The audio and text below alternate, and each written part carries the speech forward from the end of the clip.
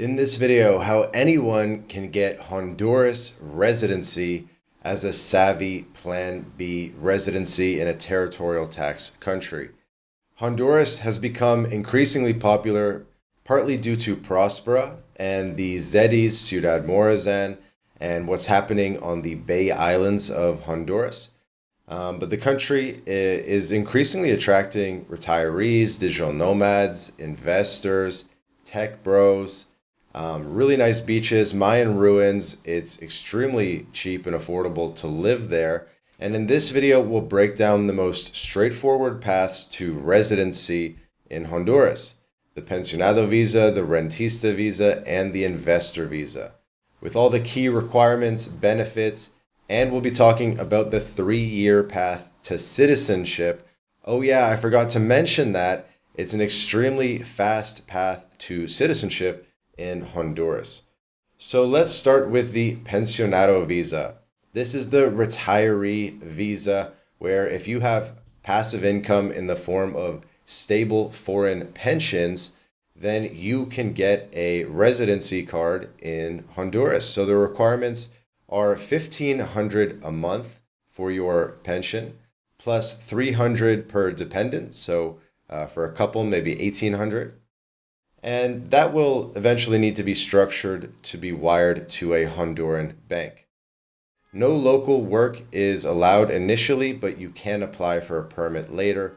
You can also, of course, start a Honduran or PROSPERA company to do work in the country. Submit via Honduran lawyer to the INM, the Instituto Nacional de Migración, and processing could take 6 to 9 months, so get started as early as possible.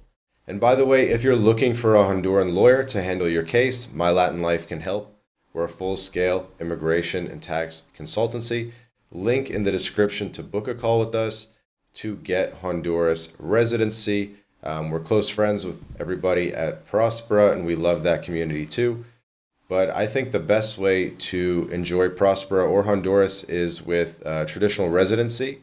And then if you want to layer PROSPERA on top of that, then that can be done. And for people who don't know what I'm talking about, PROSPERA is a special economic zone on Roatan, which is the famous big island there. So you'll get your residency, and then once you have your residency card, you can get banking, you can get a driver's license, motorcycle license. It's going to make it easier to invest in real estate and, most importantly, be on a path to citizenship. So we'll talk about that more in a minute, but citizenship starts with legal residency. And by the way, foreign pensions are exempt from tax before we move off of pensionado visas. So foreign pensions are often exempt from tax. Again, this is a territorial tax country, and so that foreign earned income is not taxable in Honduras. Your worldwide income is not taxable in Honduras, no capital gains tax, etc. But you do have to worry about the money that you're bringing in for the pensionado visa. But everything beyond that is easy to report. Moving on to the rentista visa. This is for any type of passive income, typically for people who are not of retirement age. The rentista is for other types of passive income sources, any steady foreign passive income, such as from real estate. That's probably going to be the most common one. And so it's similar to pensionado, but you need to prove a little bit higher income. You need $2,500 a month plus $300 per dependent. And this can come from rentals, dividends, or investments.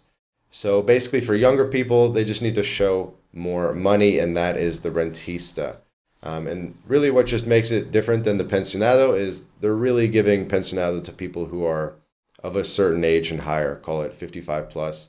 But below that, you might be stuck on rentista, which is fine. Only issue is you do need to show more money, but that can always be structured because with the rentista, they're a little bit more open to different income sources of passive income, rentals, dividends, investments, annuities.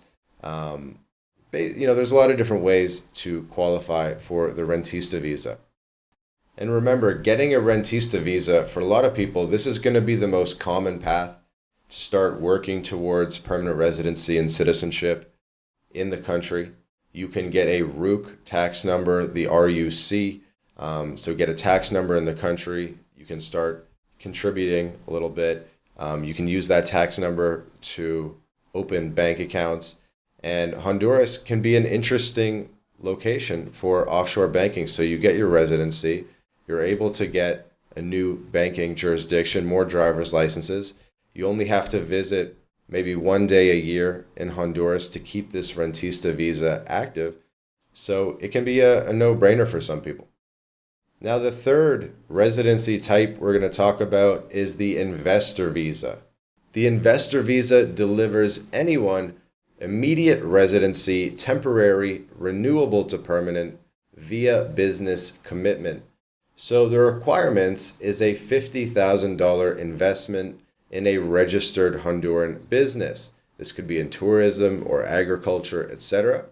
But not just real estate. Really needs to be a business backed by a feasibility study and a $5,000 deposit to the central bank, which is refundable post-approval. That's my understanding. So family can join you for free on the investor visa. Everybody can tag along to this $50,000 investment. Now, historically, they have also allowed you to simply put the $50,000 in a Honduran bank and get residency that way. You just have to double check if you do it that way. Are you getting the investor visa or are you getting the rentista visa? So with the investor visa, there might be benefits for that when it comes to the path to permanent residency and citizenship. It can make it easier to justify that you're out of the country the majority of the year if this is sort of a Plan B residence for you. So if you want to do a Plan B residence, highly recommend taking more of an investor approach to your residency, which allows you to justify like, hey, I'm an international business guy, and that's why I've been traveling, been out of the country, that kind of thing. So it helps with the narrative. I think it'll help when it comes time to citizenship as well. So take that under consideration, depending on what your goals are. If you're looking to turn this into citizenship, or you're just looking for maybe a territorial tax country as a Plan A or a Plan B. So let's talk about the path to permanent residency and citizenship a little bit more in detail. All paths yield indefinite residency after 1 to 5 years. So typically you renew annually with proof. So you're coming back for your renewals.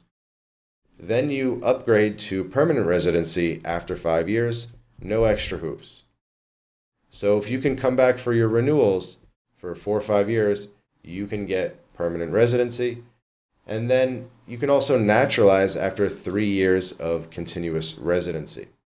Now, those 3 years, there are exceptions. 1 year for other Central Americans and 2 years for Latinos and Iberians. So if you have a Spanish passport, I think even a Portuguese passport, Brazil, maybe, other countries in Latin America, certainly Mexico, you're looking at a 2-year path to citizenship. And then you can look at from there what is the path to citizenship by marriage as well.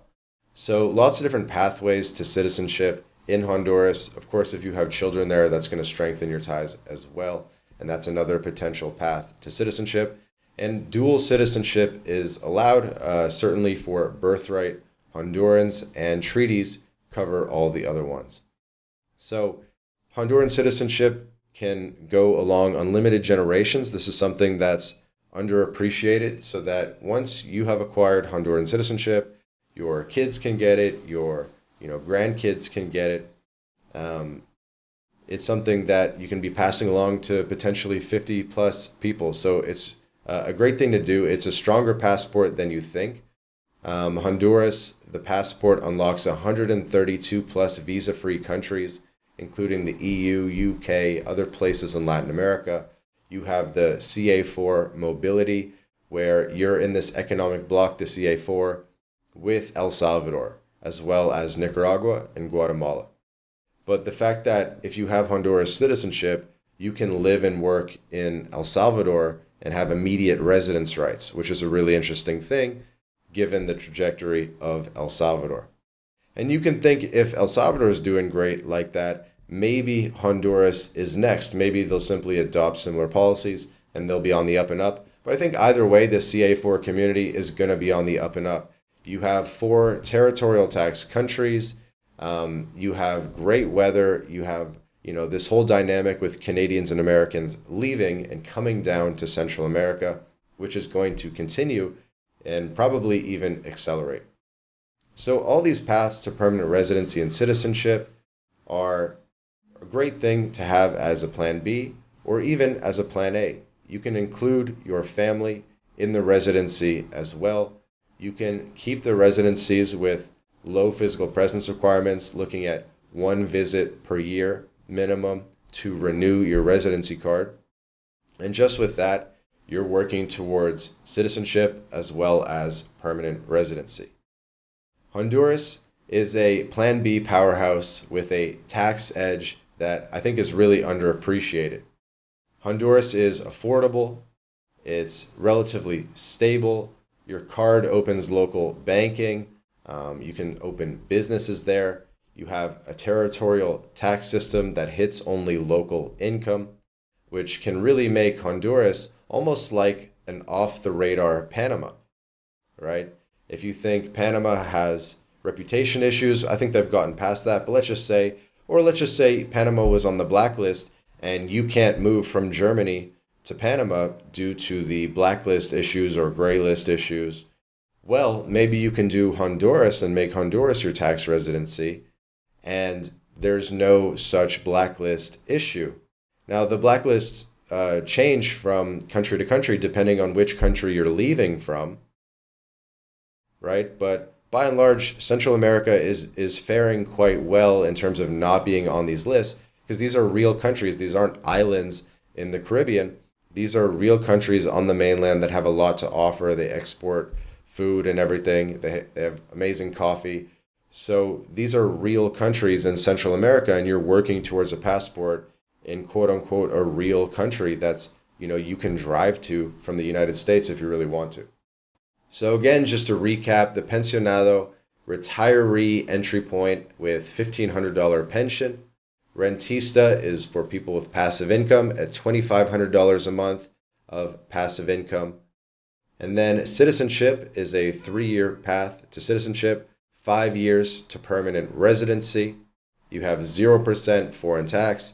You have family inclusion. You have a really interesting project happening on Roatan in the form of PROSPERA, where you're seeing lots of tech people and optimism. So Honduras really has a lot going for it. It is a slower process. A lawyer is basically mandatory to do this. This is not a DIY residency, so you're going to need some help here. And by the way, if you're looking for help, you want to get Honduras residency, again, you can book a call with us. There's a link in the description to get on our calendar, and we can look at your situation, answer all your burning questions, and ultimately put that Honduras residency in your hands. Honduras might be slower than some other countries, so all the more reason to get started ASAP on your residency.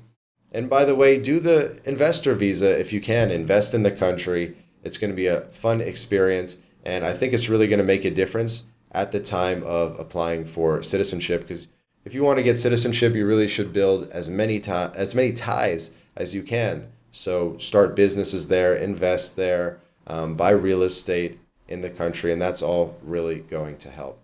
So here's your 5-step plan. Pick your path. Is it rentista or the investor visa? 2, gather your documents, get your apostilled birth certificate and police check. Step 3, hire help, get a local lawyer to handle your case. Again, we can help. And step 4, submit your case and visit the country. You'll have to get your biometrics taken on one of the trips, get your photo taken, fingerprints, that kind of thing. And so look forward to a visit to Honduras in the near future. Then you'll start renewing the residency annually, and then you'll hit that 3-year path to citizenship and 5 years to permanent residency. And then some pro tips here. You can scout the country first with the tourist visa. Most countries have visa free to visit Honduras, so you can always go check it out before you start your residency process, and just make sure it's the type of country that you'd be happy to visit for a couple days every year at a bare minimum to keep your residency going. So in conclusion, Honduras has a really interesting path to residency and citizenship, possibly the most compelling case in Central America in terms of residency options, probably the best of the CA4 in terms of residency options as well. So if you want a CA4 residency, CA4 passport, Honduras is probably your best entry point into that economic bloc. So hope you enjoyed this video. Please like the video, subscribe to the channel, hit the bell, book a call, link in the description, and we'll see you in the next video.